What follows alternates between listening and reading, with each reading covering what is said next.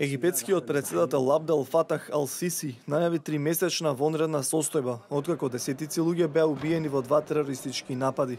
Оваа мерка ќе им овозможи на властите да вршат апсење и да пребаруваат домови без налог, а ќе биде формиран и висок комитет за борба против екстремизмот во државата. Ал-Сиси најави дека предстои долга и болна војна против џихадистите. Ќе бидат преземени неколку чекори. Првиот е прогласување на вонредна состојба, откако ќе се завршат сите потребни правни и уставни процедури со траење од 3 месеци. Прогласуваме вонредна состојба за да заштитиме нашата држава, да ја направиме безбедна и да спречиме вакви упади. Одговорност за двата напади презема екстремистичката организација Исламска држава, која се закани со нови слични акции. Инцидентите беа предизвикани во коптски христијански цркви во градовите Александрија и Танта. Нападите ги извршиле бомбаши самоубици кои носеле експлозивни елеци.